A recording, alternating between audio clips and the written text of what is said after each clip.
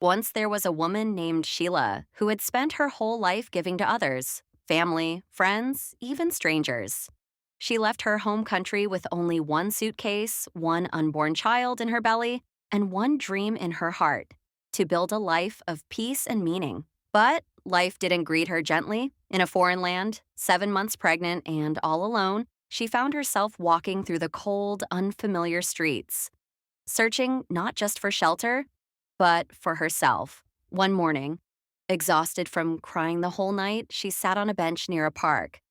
Her hands rested on her belly, and she whispered, "I don't know how to do this, but I will." Just then, a small, scruffy dog appeared, wagging its tail and looking up at her with eyes full of knowing.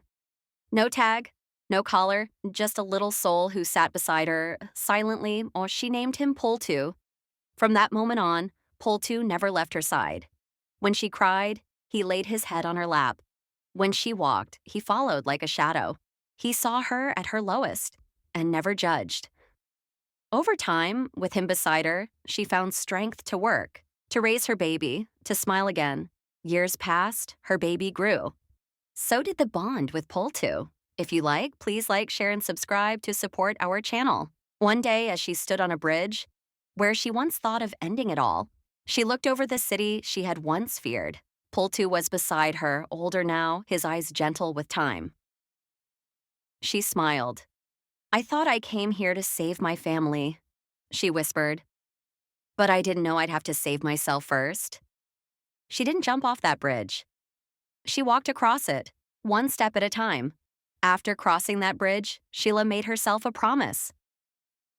No more looking back in sorrow, only forward, with strength even if it's quiet. With Pool 2 by her side, she moved into a tiny apartment with cracked windows, secondhand furniture, and a warm sunbeam that always landed on the floor at noon. That sunbeam became Pool 2's favorite nap spot. Sheila worked long shifts. Some days, she came home with aching feet and tired bones.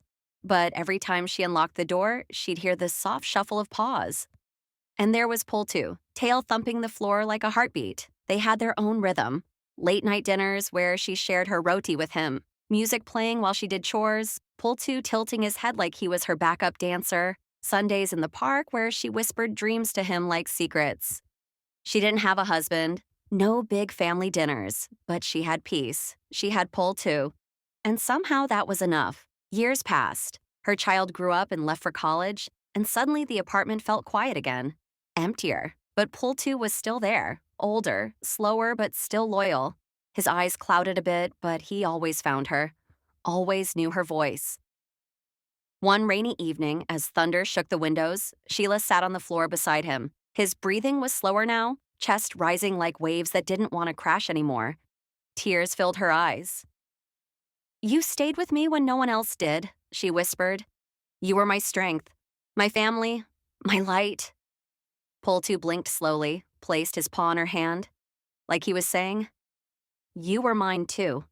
That night, he passed quietly, his head resting on the same sunbeam spot he'd claimed years ago. If you like, please like, share, and subscribe to support our channel.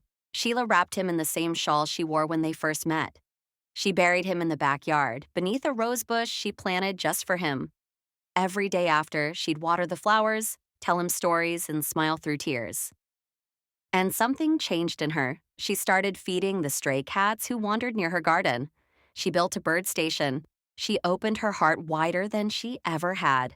She created a YouTube channel called Four Paw Friends, in honor of the little dog who had once sat beside her in her darkest hour. That story, the one she lived through, became her greatest adventure. And every story she now shares is a candle lit from the one Pool 2 gave her. The rose bush over Pool 2's resting place bloomed brighter than any other in her garden. People began to notice. Neighbors passing by would stop to admire the flowers, listen to birdsong, and sometimes, just sometimes, share a story of their own pet who'd crossed the rainbow bridge, and Sheila listened, like she always had. But something was different now. One rainy afternoon, a small kitten appeared, soaked and shivering under her porch bench. She didn't hesitate, wrapped it in a towel, warmed milk on the stove, whispered gently, "You're safe now, just like Pool 2 made me safe."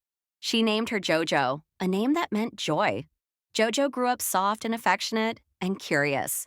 One day she climbed onto the laptop keyboard while Sheila was uploading a video to her YouTube channel. That video? A simple slideshow. Her, pool to the park, the bridge, and her voice saying, "If you feel lost, stay. Someone will come sit beside you." Within a week, the video had thousands of views, then tens of thousands. People wrote in the comments, "I cried and I miss my dog." "Thank you. I needed this today. I'm not alone." So she kept going. Every Sunday, she posted a new story about JoJo, about the backyard cats, about the birds, about how animals don't speak, but they listen louder than any human. Soon, she was sending out care kits to shelters, starting Pool Two's blanket drive for street animals in winter. Kids from the neighborhood came to visit her garden just to meet JoJo and feed the birds. One girl, shy and silent, came every day after school. Her name was Maya. She'd sit near the rose bush and read aloud to JoJo.